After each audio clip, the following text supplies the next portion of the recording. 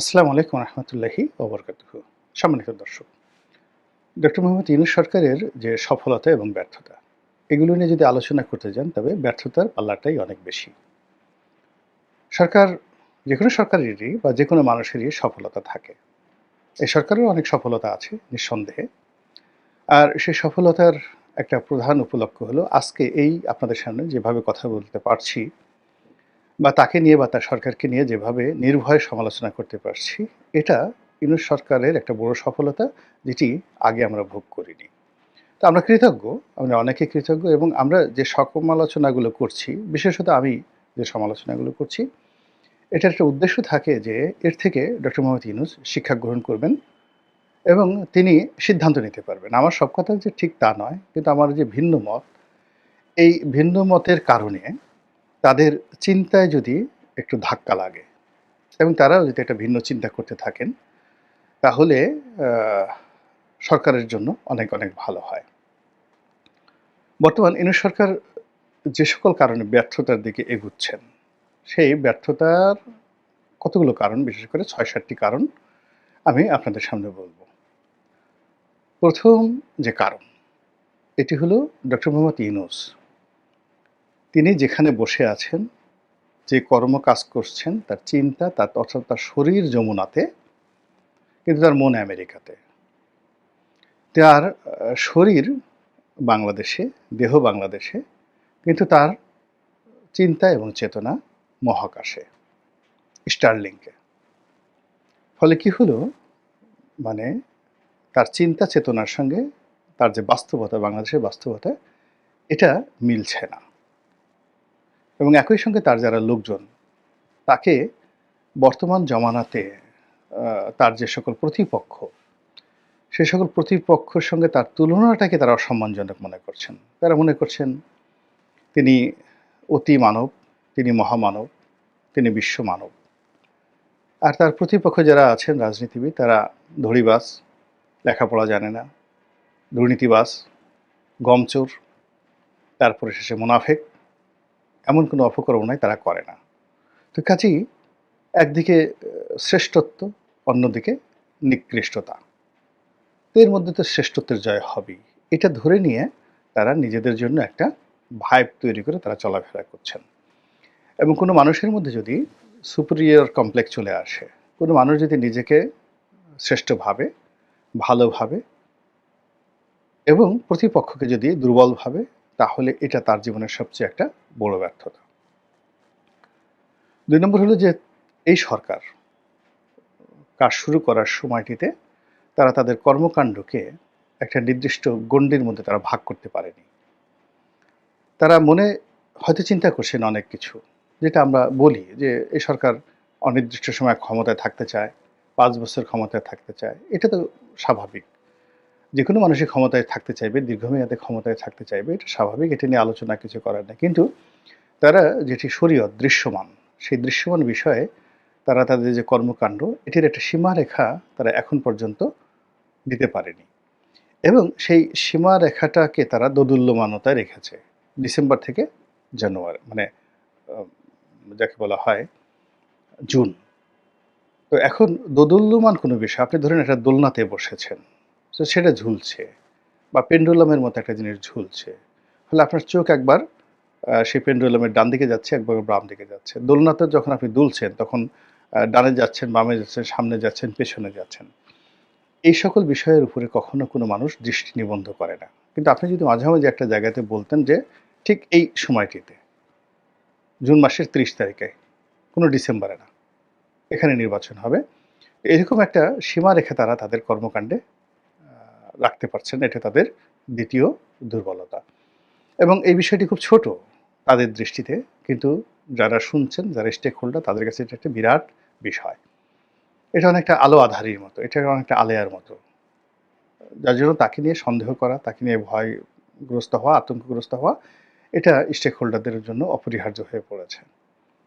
৩ নম্বরে যেটি হচ্ছে সেটি হলো তারা জনপ্রিয় হতে চাচ্ছে। মানে একে যাবৎকালে যে সকল কর্মকাণ্ড, সেই সকল কর্মকাণ্ডের মধ্যে তাদের জনপ্রিয় হওয়ার এবং অমরত্ব লাভের যে আকাঙ্ক্ষা, সেই আকাঙ্ক্ষা তাদেরকে পেয়ে বসেছে।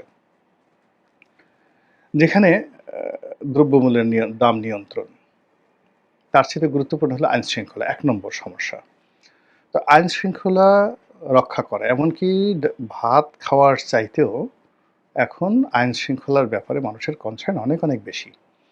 এই জায়গাটিতে তারা মনোযোগ না দিয়ে তারা চট্টগ্রাম বন্দর, করিডোর, নতুন ইনভেস্টমেন্ট, এই সকল বড়, বড় বিষয়গুলি নিয়ে তারা সুদূর প্রসারী একটা স্বপ্ন জাল তৈরি করার চেষ্টা করছেন। এটাকে বলা হয় পপুলারিজম। রাজনীতিতে আসলে পপুলারিজম যে জিনিসটি, এটি হয় না। এটি কোনো অবস্থাতেই ভালো মতো কাজ করে না। তো তারা এই যে পপুলারিজম করার চেষ্টা করছেন, এটি তাদের ৩ নম্বর দুর্বলতা। ৪ নম্বর দুর্বলতা হলো যে তারা একটা ব্র্যাকেটের মধ্যে চলে গেছেন। সেটা এনসিপির মাধ্যমে, সেটি তাদের উপদেষ্টা মণ্ডলীতে যাদেরকে তারা অন্তর্ভুক্ত করেছেন, সেই অন্তর্ভুক্ত করার কারণে তাদেরকে যেকোনো মানুষ ব্র্যাকেট বন্দী করে ফেলতে পারছে। তাদেরকে গ্রামীণ ব্যাংকের সরকার, তাদেরকে এনজিও মার্কার সরকার, তাদেরকে চট্টগ্রাম কেন্দ্রিক সরকার, তাদেরকে আমেরিকা ব্যাক সরকার, ইউরোপ ব্যাক সরকার, তারপরে তাদেরকে ছাত্র জনতার সরকার, এরকম বিভিন্ন ব্র্যাকেটে তাদেরকে ব্র্যাকেট বন্দী করে দেওয়া হয়েছে। এবং এই যে ব্র্যাকেট বন্দী, সেই ব্র্যাকেট বন্দী হওয়ার ক্ষেত্রে তারা সেখান থেকে বের হওয়ার জন্য বা সার্বজনীন হওয়ার জন্য তারা সেই চেষ্টা করেননি। ৫ নম্বরে যদি আপনি তাদের যে ব্যর্থতার কথা চিন্তা করেন, সেই ব্যর্থতা হলো যে তারা এখনো পর্যন্ত আমাদের মানুষের মৌলিক যে আকাঙ্ক্ষা, রাজনৈতিক আকাঙ্ক্ষা, এটা অনুধাবন করতে পারেননি। No one. আসলে মানুষ কি চাচ্ছে? তারা মনে করছেন যে তাদের কি চাচ্ছে? নির্বাচন চাচ্ছে না। অন্তর্বর্তীকালীন সরকারকে ভালোবাসছে। তো মানুষের যে রাজনৈতিক আশা এবং আকাঙ্ক্ষা, এই আশা আকাঙ্ক্ষার জায়গাটা তারা আসলে রিড করতে এখন পর্যন্ত পারেননি। বিস্তর ফারাক। ২ নম্বর হলো যে মানুষের যে অর্থনৈতিক যে নিডস, প্রয়োজন, কার্যক্রম, এখানে বাংলাদেশের অর্থনৈতিক কার্যক্রম গরু চোরা কারবারি আছে, ফেন্সিডিল কারবারি আছে, গাঁজার ব্যবসায়ী আছে, রিকশাওয়ালা আছে, ঠেলাওয়ালা আছে, তারপরে বৃহৎ গ্রুপ আছে, group of industries, group of companies, corporate culture আছে, মাল্টিন্যাশনাল কোম্পানি আছে, ব্যাংক আছে, বিমা আছে। মানে এইগুলো বাংলাদেশের প্রকৃতি এবং পরিবেশের সঙ্গে নানাভাবে এগুলো যাকে বলা হয় সামঞ্জস্য রক্ষা করে তারা তাদের ব্যবসা বাণিজ্য করে। গরু যে চুরি করে সে তার একটা ভাগের অংশ নেতাকে দেয়, গরু চোরদের নেতাকে দেয়। গরু চোরের নেতা আবার সেটার একটা অংশ রাজনৈতিক নেতাকে দেয়। রাজনৈতিক নেতা পাশাপাশি আবার গরু চোর থানা, পুলিশ প্রশাসন তাদেরকেও দেয়। এইভাবে পকেট চোরদের একটা সিন্ডিকেট আছে, ছিনতাইকারীদের সিন্ডিকেট আছে, ভিক্ষুকদের সিন্ডিকেট আছে এবং এরা সে পুরো অর্থনীতিকে একটা যাকে বলা একটা বৃত্তের মধ্যে ঘুরোচ্ছে এবং এভাবেই ঘুরছে। এটাই ইকোনমি। এখানে একেবারে সব কিছু যে আপনি দেবতার মতো হবেন তা নয়। এই জায়গাটাতে ডক্টর মোহাম্মদ ইউনূস বুঝতে পারেননি, হাত দেননি। তিনি পুরোটা জিনিসটাই মাইক্রো ক্রেডিট এবং গ্রামীণ ব্যাংকের ব্যাংকিং দিয়ে অনুধাবন করার চেষ্টা করছেন। ফলে কি হচ্ছে, গরু চোরা কারবারিতে ধস নেমেছে, গাঁজাতে ধস নেমেছে, বেশি হাসছে, কম আসছে, এলোমেলো হয়ে গেছে। পুরো মন্দ কাজে সয়লাভ হয়েছে। আগে একটা চ্যানেলের মাধ্যমে হতো। যেমন ধরেন আমাদের যাকে বলা হয় ড্রেন, বাসার মলমূত্র যেগুলো যায়, সেগুলো একটা ড্রেন দিয়ে যায়। বাসা থেকে বের হয় পাইপের মাধ্যমে, তারপরে ড্রেন, তারপর ম্যানহোল। এখন এগুলো যদি মেনটেন করে না করে সিটি কর্পোরেশন, আপনার ড্রেনটা ফেটে গেল, ম্যানহোলের ঢাকনা উপড়ে গেল, তখন কি হবে? ময়লা আবর্জনায় পুরো সমাজ সয়লাভ হয়ে যাবে এবং ঠিক সেম ঘটনাটাই এখন এই ডক্টর মোহাম্মদ ইউনূসের জমানাতে ঘটছে। যে এখন এই গরু চুরির টাকা মানে পবিত্র জায়গায় চলে যাচ্ছে। গাঁজা এমন জায়গাতে চলে যাচ্ছে, এগুলো বলাও যাচ্ছে না। তো এই জিনিসগুলো অর্থনীতির যে চাকাগুলো, সেই চাকাটা সঠিক পথে না চলে ভেদা ক্যাদার মধ্যে চলে গেছে। তো ৬ নম্বর গেল এটা। এখন ৭ নম্বরে তার যে সমস্যা, সেই সমস্যাটা হলো সে কথা বলতে মানে পারছে না। সে কথা বলছে, যথেষ্ট কথা বলছে। সে মনে করছে যে এই কথা অক্সফোর্ড ইউনিভার্সিটিতে যেভাবে বলি, তারপরে বিদেশের বিভিন্ন সভা সমিতির যেভাবে বলি, ঠিক সেই কথাটা সে বাঙালিদের সঙ্গে বলতে সে স্বাচ্ছন্দ্য বোধ করছে না। সে যাই বলছে সমালোচনার পাত্রতে পরিণত হচ্ছে এবং সরকারের যারা কর্তাব্যক্তি একই অবস্থা। দেখেন রেজওয়ানা কত সুন্দর, সুন্দর শাড়ি পরেন, কত সুন্দর কপালে টিপ দেন, কত স্টাইল করে কথা বলেন, এত সুন্দর করে হাসেন, একটু রাগ হন না। কিন্তু পাবলিক তার কথা কমিউনিকেট করতে পারছে না। রাগ হয়ে যাচ্ছে। হ্যাঁ? একইভাবে আপনি চিন্তা করেন আসিফ নজরুল সাহেব দ্য মাস্টার অফ টকিং কত সুন্দরভাবে কথা বলতেন। কিন্তু এই যে জনগণের সঙ্গে কথার সঙ্গে তিনি কমপ্লাই করতে পারছেন না। না করার কারণে কি হচ্ছে? জনগণ রাগ হয়ে যাচ্ছে। আর এই ভয়ে অনেক লোক আদিলুর রহমান শুভ্র সাহেবের মতো লোক তারপর শেষে অন্যান্য যারা আছেন বিশেষ করে ব্রিগেডিয়ার সাখাওয়াতের মতো লোক একেবারে জবানে তালা লাগিয়ে ফেলেছেন যে না কথা আমরা বলবো না। ফলে এই যে তারা যে কথা বলতে পারছেন না এবং কথা শুনতেও পারছেন না, তারা পাবলিকের কথাকে ভীষণ ভয় পাচ্ছেন।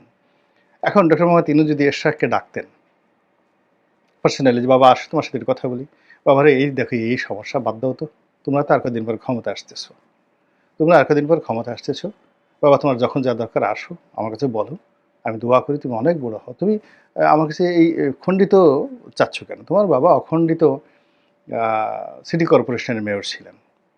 তো অখণ্ডিত সিটি কর্পোরেশনের মেয়র ছিলেন পুরো ঢাকা শহরের মেয়র, আর তুমি দক্ষিণ সিটির মেয়র হওয়ার জন্য লাফাচ্ছ। তুমি আমার কাছে দাবি করবো যে আপনি তাড়াতাড়ি এই দুই ঢাকাকে শেখ হাসিনা আলাদা করে দিয়েছেন, আপনি এক করে দেন। এটা তোমার জন্য লাভজনক এবং তোমার প্রতিদ্বন্দ্বী এই ঢাকা শহরে তখন দুই ঢাকার উত্তর এবং দক্ষিণ যদি এক হয়ে যায়, ইলেকশন হয়, এই বিএনপি যদি ক্ষমতায় আসে, তাহলে তোমাকে ছাড়া কে মনোনয়ন দেবে কাকে? এখানে তো বিকল্প নাই, তুমি এটা লাভবান হওয়া। তো তুমি সেই মানে অখণ্ড ঢাকার মেয়র না হয়ে তুমি খণ্ডিত ঢাকার মেয়র হওয়ার জন্য তুমি ঘোরাফেরা করছো। এই কথাটুকু যদি উনি খালি বলতেন ডেকে এনে, আমার বিশ্বাস যে এরশাদ একটা টু শব্দ করতো না। জাস্ট একটা উদাহরণ দিলাম। এরকম অনেক কিছু, এরকম অনেক কিছু। হ্যাঁ, তিনি মুভ করে বিভিন্ন জায়গাতে যাচ্ছেন, বিভিন্ন মানুষের সাথে কথাবার্তা বলছেন। তো তিনি এই যে মানুষের সাথে কথা বলতে ভয় পাচ্ছেন, এটাই হলো তার ৭ নম্বর ব্যর্থতার দলিল। এখন তাকে যেতে হবে, যদিও একটু মনে যেতে হবে। কিভাবে তিনি যাবেন? ৭টি দরজা তার আছে। ১ নম্বর দরজা হলো শান্তিপূর্ণ একটা দরজা, একেবারে জান্নাতি দরজা। তিনি সুন্দর একটা নির্বাচন করবেন। তারপর শেষে তিনি ক্ষমতা হস্তান্তর করবেন, ফুলের মালা নিয়ে হাসতে, হাসতে চলে যাবেন। এই একটা দরজা। এটা কি সম্ভব? আপনারাই বলেন।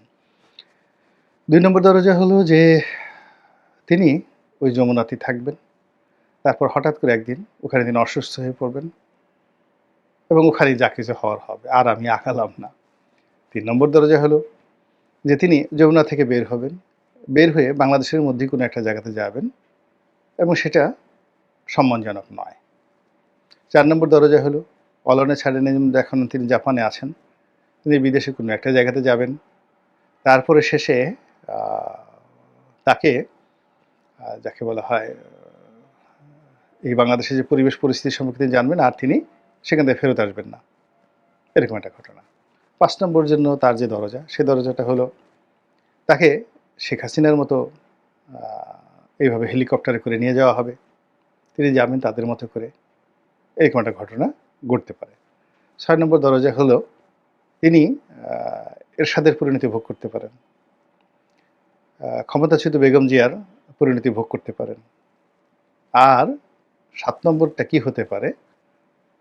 দরজাটার আকার আঙ্গিক আল্লাহ মাফ করুক, ও কথা আমরা স্মরণও করতে চাই না। তার ভাগ্যে কোনটা আছে? আমি ১ থেকে ৭ টা অপশন বললাম। এটার সিদ্ধান্তের মালিক স্বয়ং আল্লাহ রাব্বুল আলামিন। তিনিই সময় মতো ব্যবস্থা করে দেবেন সবকিছু এবং যেটা আমাদের জন্য কল্যাণ হবে সেটিই যেন আল্লাহ ব্যবস্থা করেন। আসসালামু আলাইকুম ওয়া রাহমাতুল্লাহি ওয়া বারাকাতুহু।